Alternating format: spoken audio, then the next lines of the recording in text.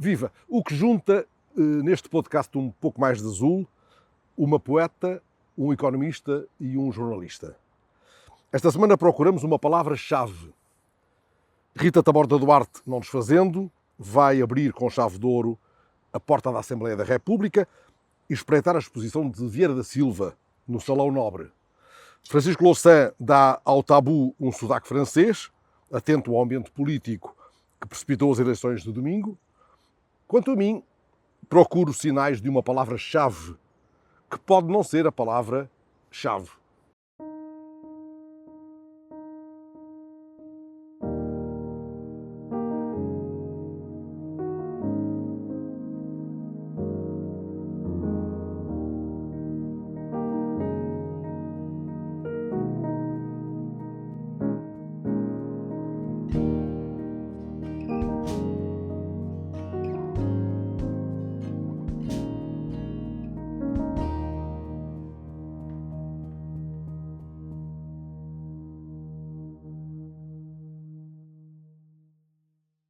Olá, a palavra-chave para o podcast de hoje é mesmo essa, a palavra-chave. E é com ela que procuro abrir a porta do Salão Nobre da Assembleia da República para espreitar a exposição que lá está, de Maria Helena Vieira da Silva, com curadoria da Joana Baião. A exposição, que pode ser vista até 26 de julho, mostra obras de Vieira que nunca tinham sido expostas, pinturas que lhe chegaram das mais variadas proveniências. Chama-se A nous la liberté, a nós a liberdade, e é mais uma peça-chave nas comemorações de Abril. Portanto, chave. Podemos dizer que, na verdade, há objetos mais simples do que outros. Há coisas que se limitam a cumprir a sua única e singela função. Coisas que, ao equilibrarem-se na linha reta da previsibilidade, não se deixam apanhar nunca na contracurva traiçoeira dos significados. Não é assim uma chave zingarelho, tantas vezes ambíguo e sinuoso. Paradoxo sem solução, a chave assume a plena contradição de servir tanto para uma coisa como para o seu exato contrário, fechar e abrir. A chave transforma-se em metáforas tão inversas que mal se compreende como dependem do meu objeto ou, como quem diz, da mesma palavra. Assim se fala de chave do problema, aquela que o resolve, abrindo a porta ao conhecimento, mas também do que deve ser trancado à chave, ou mesmo a 7 chaves até, portanto, aquilo que nos aparafusa ao silêncio e nos instala do lado mais cônscio da vida. E se algo fica concluído em beleza, também se fecha a chave, mas desde que ela seja de ouro. A chave, literal ou metafórica, tanto faz, se girada para a direita, a miúde tranca, mas se gira para a esquerda, o mais certo é abrir. Mas isso do fechar para a direita ou do abrir para a esquerda já serão outras voltas dependentes do lado da barricada em que se está ou da porta. Mas aquilo que eu gostava mesmo de vos falar hoje é então das 31 obras de Vieira da Silva, entre pinturas, tapeçarias, cartazes, destas obras de Vieira da Silva que tomaram de assalto o Salão Nobre da Assembleia da República para comemorar a liberdade. Estas pinturas da exposição sobrepõem-se às outras, às dos painéis do Salão Nobre, aquelas que já lá estavam desde os anos 40, velhas, mesmo quando novas, e que fazem a apologia grotesca e violenta do colonialismo, dominadores sobre dominados. Maria Helena Vieira da Silva, mesmo com uma vincada consciência cívica, que era a sua, não terá tido um papel ativo na luta política ou partidária, pelo menos entendida de uma forma mais direta ou imediata. No entanto, como diz José Manuel dos Santos, num dos textos do catálogo da exposição, não há nenhum dos seus passos, e cito, não há nenhum dos seus passos que não tivesse tido como destino a liberdade. E continua no chão concreto da vida, nos constantes caminhos da obra e no milagroso acorde musical de uma com outra, essa, a da liberdade, era a sua direção e o seu sentido. Por isso, a liberdade é um conceito que explode de muitas maneiras por dentro da obra exposta da artista. A liberdade atravessa a sua pintura como se for a poesia. Expressa-se enquanto modo, claro, mas também se exibe enquanto tema pelas alusões poéticas e metafóricas mais ou menos identificáveis. Montar uma exposição, afinal, é ligar as obras mediante um fio narrativo, e é esse trilho interpretativo que nos propõe a Joana Baião, montando uma subtil narrativa que atravessa a sala de exposição e que cruza a liberdade intrínseca da pintura e da pintora com a própria arte, no fundo, da pintura pensando-se, mas também cruza circunstâncias históricas específicas, a Segunda Guerra, a Revolução Húngara e a tomada de Budapeste pelas tropas soviéticas, maio de 68, a chegada à Lua e a Revolução de Abril também, claro. Dentro dos quadros, mas fora deles também, todo um labirinto de referências ligadas por um fio de Ariane, desenrolado sobre o íntimo percurso da liberdade trilhado por Vieira da Silva.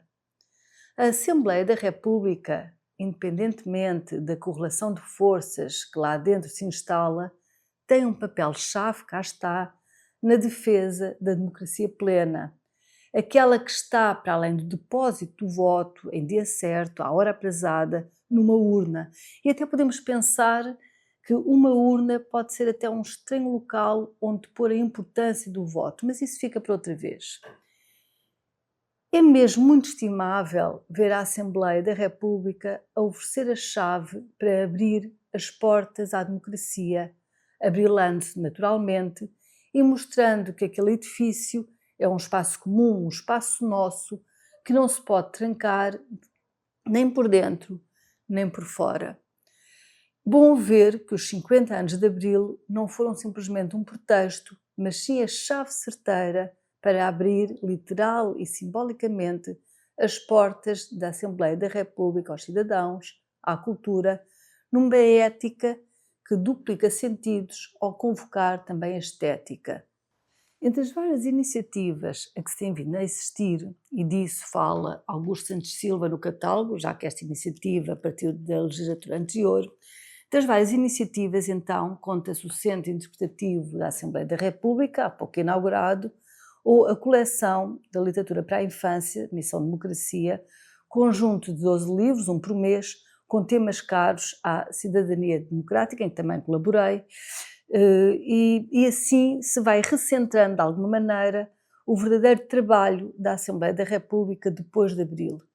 A democracia enquanto aprendizagem e o acesso de toda a gente à cultura.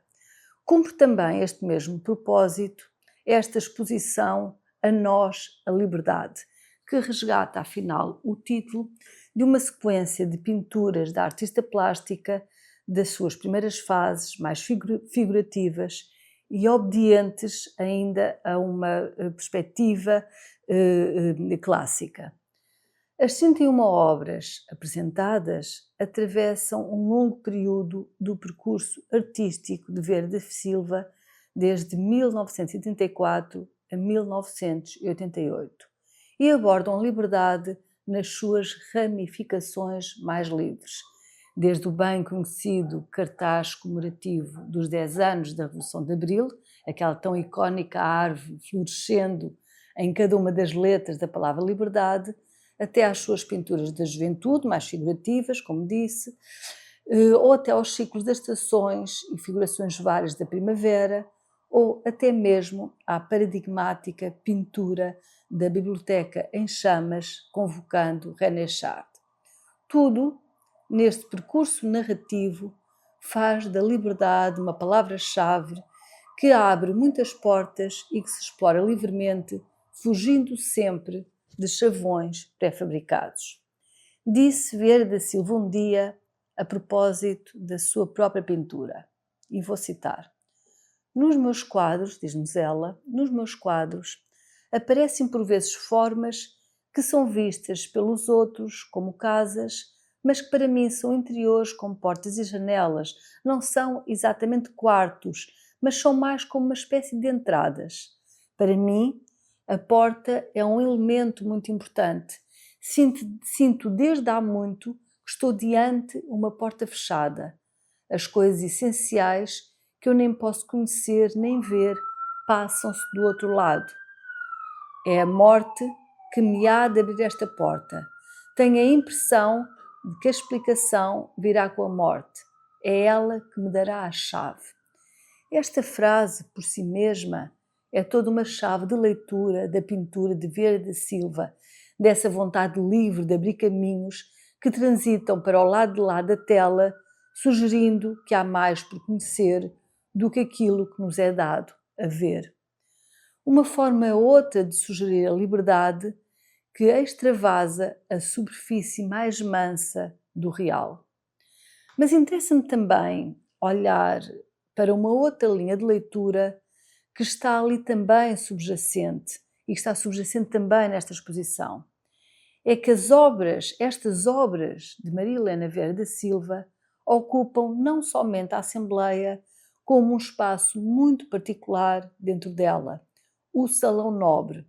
E as pinturas agora expostas, de Vieira da Silva, comemorando Abril, tomam aquele lugar de assalto para dialogarem contrastivamente, provocatoriamente, diria eu, com os painéis que cobrem aquele salão e que ali permanecem semi-ocultos, fazendo-se então, de alguma maneira, substituir pela luminosidade livre, quase exuberante até, das pinturas de Vieira.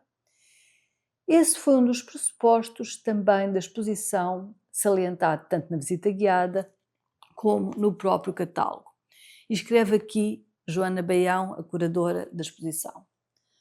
Além de uma narrativa celebrativa centrada na obra de Vieira, marca esta sua exposição a sua integração num espaço com uma história muito particular, o Salão Nobre da Assembleia, cujo programa decorativo inclui uma série de pinturas murais apologéticas do passado colonial português, seguindo o gosto e os conteúdos programáticos do Estado Novo. Assim, explica a curadora, foi a opção consciente a organização da exposição que, não ocultando totalmente a violência do espaço envolvente, faz salientar o contraste entre a carga brutal de um legado histórico que lá está e que importa manter na memória, mas que se remete à obscuridade, enquanto em simultâneo se destaca a clara e luminosa aura dominante das obras de Vieira da Silva. A nós a liberdade, em diálogo com as pinturas da sala, lança um grito de resistência de quem não esquece e de quem não reserva ao passado o limbo da indiferença indefinida. Há um verso belíssimo do poeta bósnio Marko Vezovic que nos diz o seguinte, e bem ao arrepio do senso comum. A mente não é um lápis para tomar notas, é sim uma borracha. Assim também a memória, diria eu, assim também a história. Por isso, todos os cuidados são poucos. Só para terminar, e porque a consciência humana é este turbilhão que tudo põe em relação, só para terminar, ao ver aquela exposição naquele espaço, naquele salão da Assembleia da República, dificilmente dissocio, e também porque convocamos a liberdade, dificilmente a dissocio então dos discursos anti-imigração que vão aglutinando por tão maus caminhos os discursos que se fazem ouvir naquela casa. Dificilmente dissocio tudo isto de Maria Helena Vieira da Silva, artista apátrida, mulher sem pátria, a quem o fascismo nega a nacionalidade por ter casado com um pintor estrangeiro, Arpadzszen, húngaro, um judeu fugido dos nazis, ambos órfãos de nacionalidade. O passado, afinal, sempre tão perto em relação. E soam, como um rumor surdo, os versos de Drummond de Andrade, angustiados. E, de repente, o resumo de tudo é uma chave, a chave de uma porta que não abre. Estava o mês de janeiro de 1930, em sua primeira metade, quando aquela a quem Pessoa tratava por bebé recebeu um poema que o seu Ibis escrevera entre as estações de Casa Branca e Barreiroá. O autor do poema, escrito num presumível comboio ascendente, garante que a inspiração se lhe expirou na moita. Trata-se, assim o refere expressamente o Pessoa, obtida a devida autorização do engenheiro Álvaro de Campos, do senhor engenheiro Álvaro de Campos, de um poema pial. Pial de pia, entenda-se. E Ofélia é com PH, tal como farmácia. Qual a relação da carta e do poema com chaves ou fechaduras? A resposta é de abertura fácil. Aliás, o próprio poema inclui instruções dirigidas a Ofélia e a nós todos, que, quase um século volvido, procuramos para ele a gazua interpretativa. O poeta acautela a sua bebé para a circunstância bizarra de ver o poema, este poema a 10 pias, escrito sobre carris, ser lido de noite e num quarto sem luz. Faz lembrar a lenga-lenga do homem todo nu com uma faca no bolso. Mas qual a utilidade do poema usufruído em tais preparos? Pessoa explica. Serve para fazer papelotes para as bonecas de trapo, para tapar as fechaduras contra o frio, os olhares e as chaves, e para tirar medidas para sapatos a pés que não tenham mais comprimento que o papel. Segue-se a constatação de que toda a gente tem as mãos frias, devendo, por tal motivo, metê-las dentro de pias. A pia número 5 é reservada para quem come a chave do trinco. As outras pias não acolhem a chave de ouro, nem a de prata, que é, aliás, um símbolo maçónico. Há ainda uma pia, a pia 9, reservada a quem se parece com uma couve. Saio do poema no apiadeiro mais à mão, Moita Carrasco, antes que me deixe enredar em algum novelo iniciático ou me perca em labirinto da hermenêutica pessoana, para a qual não disponho, aliás, de chave ou de bala de prata, se me é permitido usar uma outra formulação recorrente no discurso avulso sobre a coisa pública. Não há bala de prata para o problema da habitação, garantiu em sucessivos disparos de pólvora seca o atual proclamado líder da oposição. Ora, esta matéria, que mais reclamaria uma chave na mão, do que a inevitável e repetida pirotecnia verbal. Haja quem um dia possa disparar contra a fala oca e insensata aqueles versos do Leminski. Eu tenho a casa, mas não sei a porta. Eu sei a porta, mas não tenho a chave. Eu tenho a chave, mas não sei aonde essa chave cabe. Convém não confundir a palavra-chave com a palavra chave. Na verdade, a palavra-chave pode ser fechadura. A fechadura acolhe a chave e um movimento que pode abrir ou irremediavelmente fechar a porta para o mundo. Com a chave escancaramos o que parecia oculto ou inacessível. A chave é o abracadabra que levamos no bolso. Estranhamente, perturbadoramente, apenas o segredo de justiça parece, nos dias que correm, escapar a todas as fechaduras legais de alta segurança, a sistemas anti-gazua, a chaves telescópicas, quando deveria estar guardado a 7 chaves. Ora, se o desafio é encontrar a palavra-chave, a chave mestra, o segredo do cofre, não forcemos a lingueta. Experimentemos pacientemente, folheemos muito Serra a Serra da Estrela, o novo livro de António Mota, que acaba de chegar. Espreitemos página a página, pelo ferrolho destes trava-línguas inéditos, até encontrarmos o Sr. Salles, que vende chaveiros e chaves. E, entretanto, rodemos a fechadura para que Ofélia durma, sonhando com o seu Ibis, entre Casa Branca e Barreiroá. Tão piedosa, tão pia. Nem um pio, Ofélia, num quarto sem luz. Pia número 1, para quem mexe as orelhas em jejum. E assim por diante, até à pia número 10, ou até chegarmos à estação da moita, ou às chaves do areeiro. E como as mãos já não estão frias, tampa nas pias. A edição de Um Pouco Mais de Azul de hoje dedica-se ao tema chaves. E queria-vos falar de 3 dessas chaves. A primeira sobre a libertação de Assange, a segunda sobre alguns dos efeitos 3 semanas depois das eleições europeias e, em terceiro lugar, o mais importante, que me vou dedicar um pouco mais, que é a chave francesa. O que é que acontecerá com as eleições rapidíssimas convocadas por Macron em França e que são hoje a chave da política na Europa? Mas começo por uma nota sobre a libertação de Júlio Assange. Ele esteve refugiado numa embaixada em Londres durante 7 anos, 2012, 2019, 5 anos preso, 2019, 2024 até agora, ou seja, 12 anos de punição pelo facto de ter, como jornalista que organizava uma rede de divulgação de informações e que tinha muita atenção às informações secretas dos Estados e dos exércitos, por ter divulgado alguns dos segredos da espionagem e das ações das forças militares norte-americanas.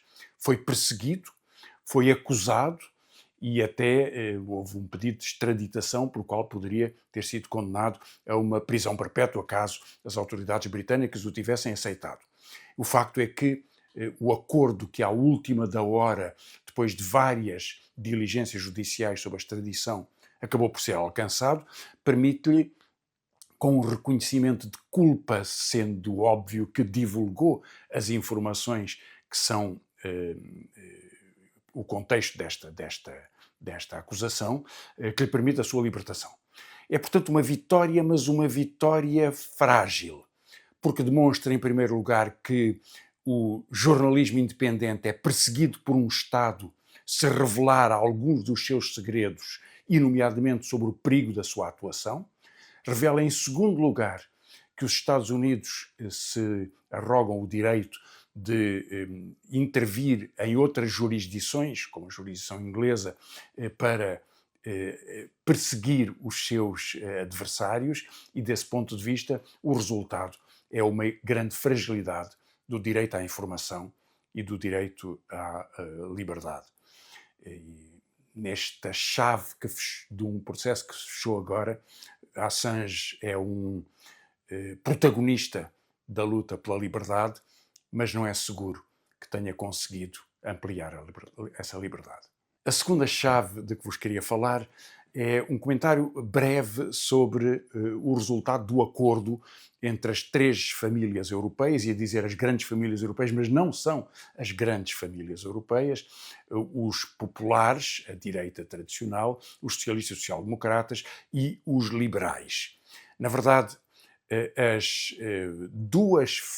os 2 grupos de extrema-direita, se estivessem somados, não estão, teriam 118 deputados, os socialistas já só têm 139, quase ela por ela. E em todo o caso, a extrema-direita tem mais do que os liberais. Portanto, os liberais não são uma das maiores famílias europeias. Mas são estas 3 que fizeram um acordo para dividir entre si o lugar de von der Leyen como Presidente da Comissão, o lugar de António Costa como Presidente do Conselho e uma terceira figura da família liberal para a representação externa da União Europeia. Está ainda por ver qual é o pagamento que foi feito a Meloni. E quando soubermos da proposta da composição da Comissão e dos cargos distribuídos pelos vários comissários e comissárias, muita atenção ao pelouro com que fica o representante italiano, porque certamente será essa a recompensa. Vale a pena ainda apontar para um facto que é... Reparem, passaram 3 semanas sobre as eleições. Na semana seguinte, alguns dos discursos eleitorais já tinham sido desmentidos e desmentidos pelos próprios. Talvez o mais extraordinário de todos, o mais descarado, tenha sido o dos liberais. Os liberais anunciaram, quando um dos seus principais partidos, o Partido Holandês, aceitou participar num governo de extrema-direita na Holanda, que esse partido iria ser expulso da família liberal. Não foi expulso. Mas mais do que isso, o presidente deste partido, Mark Rutte, teve 2 recompensas. Não foi expulso, mas teve 2 recompensas. A primeira foi ser ele a liderar a representação dos liberais na distribuição dos vários cargos, e a segunda, uma recompensa tão saborosa, foi escolhido para secretário-geral da NATO. Ou seja, aquele que não podia ter um papel porque demonstrou que a direita hoje se pode aliar sem nenhuma dificuldade, até subordinar a um governo de extrema-direita, é hoje o chefe político da aliança militar que é a NATO. E, portanto, tudo o que os liberais nos disseram durante a campanha eleitoral, tudo o que o Trino de Figueiredo nos disse era mentira, ou passou a ser mentira, ou foi imediatamente desmentido pelas escolhas dos próprios liberais que assim o tinham dito. É mais ou menos a chave para uma mentira. A terceira chave de que vos queria falar é a França. Quando a Itália já tem um governo da extrema-direita e da direita, mas dirigido por uma dirigente política da extrema-direita, Meloni, quando as eleições de setembro na Alemanha presumem a possibilidade de uma vitória do partido da direita tradicional, mas de um grande ascenso da extrema-direita, foi o segundo partido mais votado nas eleições europeias. A França é o terceiro pilar da União Europeia, dos grandes países da União Europeia que determinam os seus destinos. Haveria algo a dizer sobre as eleições no Reino Unido, mas isso não faz parte da União Europeia, portanto vou-me concentrar nestas três chaves, depois da chave italiana, na véspera da chave alemã, a chave francesa, eleições no dia 29. Quando este podcast for divulgado, já teremos os primeiros resultados da primeira volta. E sobre eles, portanto, não teria nenhum sentido comentar um pouco antes disso acontecer. Vai merecer muita reflexão, porque o mapa político francês está a mudar. A possibilidade de uma vitória do Rassemblement National, da extrema-direita de Marine Le Pen, está em cima da mesa. Existendo também uma polarização muito forte em torno da nova Frente Popular, fazendo estes dois movimentos colapsar o centro político, o centro-direita que Macron tem vindo a representar, precisamente um dos partidos dessa família liberal. E não é, portanto, sobre os resultados eleitorais que eu quero fazer nenhum comentário. Haverá depois uma segunda volta e aí se decidirão os contornos da maioria governamental e da coabitação com o Presidente, que, sabendo que vai ser derrotado, não se demitirá, ao que tudo leva a crer. O que queria em contrapartida é falar da chave mesmo. E a chave é a nova Frente Popular. Ou seja, uma aliança muito ampla dos partidos de esquerda, que vão desde o centro-esquerda, do Partido Socialista Francês, ao Partido Comunista Francês, aos Verdes, que em França são uma das correntes à esquerda dentro da família verde, e finalmente, e principalmente, a maior força destas quatro, que é a France Insoumise, a França insubmissa de Jean-Luc Mélenchon. Estes quatro partidos, em 6 dias, contra todas as expectativas, tinham estado unidos nas eleições há 2 anos atrás, mas separaram-se, fizeram grupos parlamentares diferentes, tinham muito conflito entre eles, apresentaram-se separadamente às eleições europeias, ao contrário do que tinham feito nas legislativas. A expectativa era de que não se pudessem unir e que cada um se concorresse, deixando o campo a Macron e a Le Pen. Desmentido. Em 6 dias fizeram um acordo, definiram um programa, definiram a distribuição das candidaturas, porque são candidaturas uninominais nos 600 e poucos círculos eleitorais que elegem um único deputado ou deputada, fizeram a nova Frente Popular. O nome foi escolhido com uma referência histórica muito evidente, é a referência à Frente Popular de 1936, que ganhou as eleições com 57% em 1936 e que interrompeu o percurso de sucessivos governos de direita. É, portanto, uma referência histórica forte. E uma das chaves da sua interpretação poderia ser a história. No entanto, eu queria-vos falar de 3 diferenças que talvez permitam perceber o contexto, o programa e as relações políticas internacionais em todas as suas diferenças em relação ao que vivemos agora. Bom, primeiro o contexto. Em 1934, há uma tentativa de golpe político dirigido pela extrema-direita francesa, um grupo Action Française, que era um grupo forte da extrema-direita, e que cria uma sensação de alarme entre os republicanos, democratas, digamos assim, contra esse risco da extrema-direita. Tinha passado 1 ano sobre a vitória de Hitler na Alemanha, 1934, 1 ano depois, 1933, da vitória de Hitler. E Mussolini já governava desde 1922, Salazar desde 1926. E, portanto, a percepção da transformação europeia e o risco em França empurrou estes partidos para fazerem um acordo. No entanto, foi difícil obtê-lo. Houve 2 anos de negociações, no meio houve listas comuns para as eleições autárquicas, mas houve 2 anos de grandes dificuldades para esse entendimento. Agora foi em 6 dias, diferença substancial. A razão para essa dificuldade vinha até da história política, porque o Partido Comunista Francês, um partido muito forte naquele contexto, saía de um período em que tinha acentuado um discurso ultrasectário contra outras forças de esquerda e, neste caso, em particular, contra o Partido Socialista Francês, que era dirigido por Léon Blum, que chegou a ser acusado pelo Partido Comunista Francês de conspiração judaica, havia até um tom antissemita nesta associação entre Léon Blum e a grande finança internacional, como se fosse um apanágio dos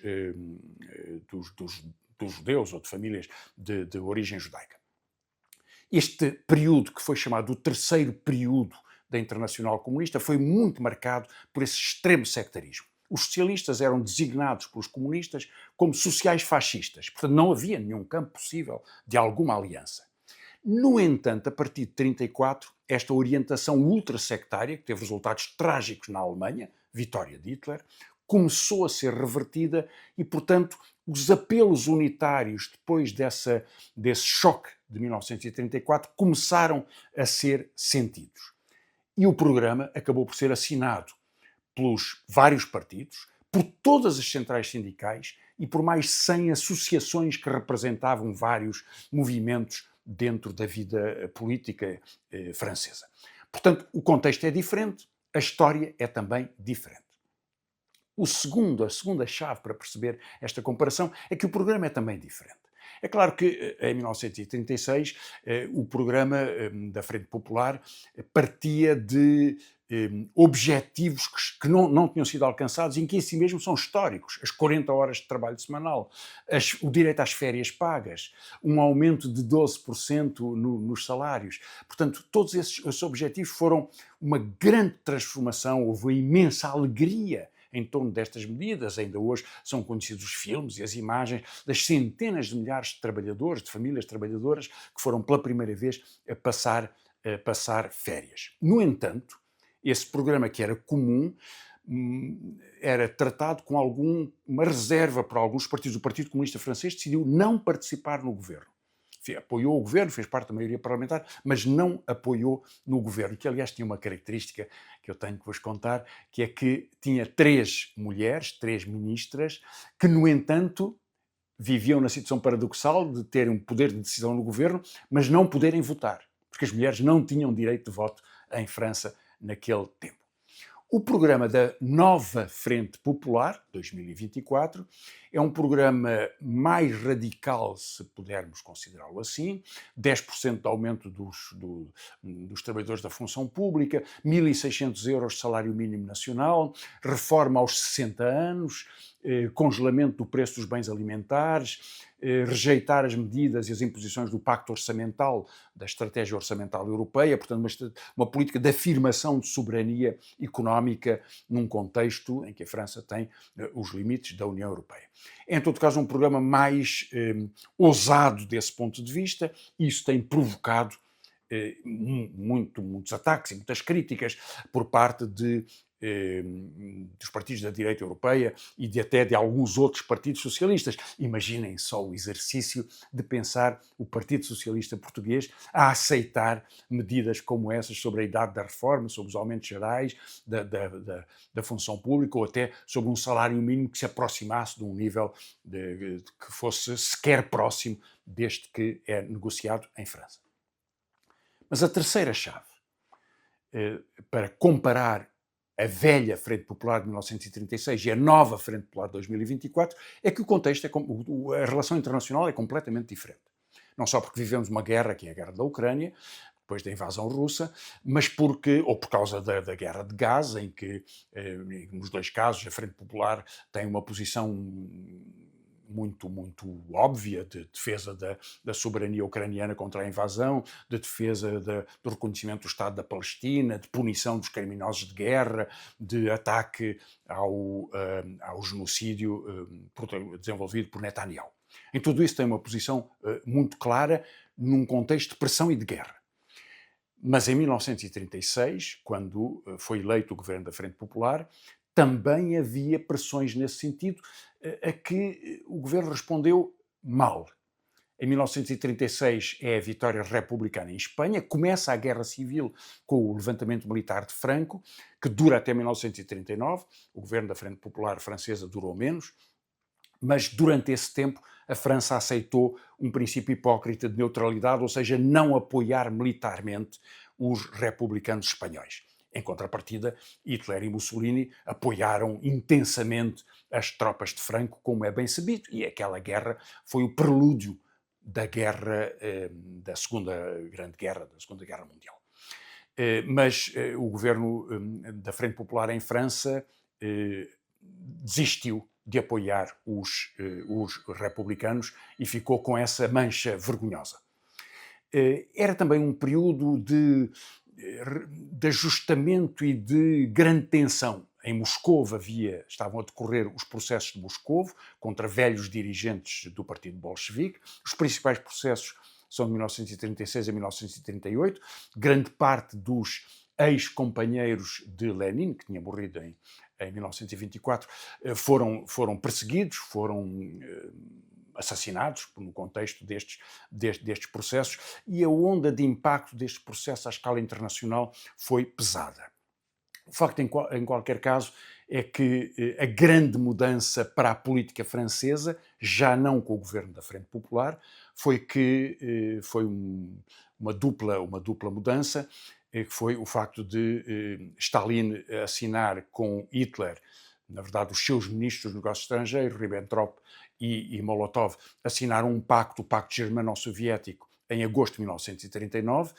Madrid tinha caído para as forças fascistas no mês anterior, mas este acordo teve ondas de choque violentíssimas sobre toda a Europa, porque se baseava numa hipótese trágica, que teve, aliás, um preço pesadíssimo, que era possível conter as forças hitlerianas, negociando com elas a repartição da Europa Central, com benefício de ambas as partes. Stalin ganharia alguns terrenos, alguns territórios na Europa Central, Hitler também, e o facto é que Hitler depois invadiu a Rússia num momento crucial da Segunda Guerra Mundial. Mas o segundo momento decisivo foi que, no contexto da derrota francesa perante a ofensiva alemã, os socialistas, ou grande parte, não foram todos, mas grande parte dos deputados socialistas franceses, em 1940, aceitaram votar os plenos poderes para o Marechal Pétain, que era, desse ponto de vista, a forma de dar a mão à ocupação nazi e de permitir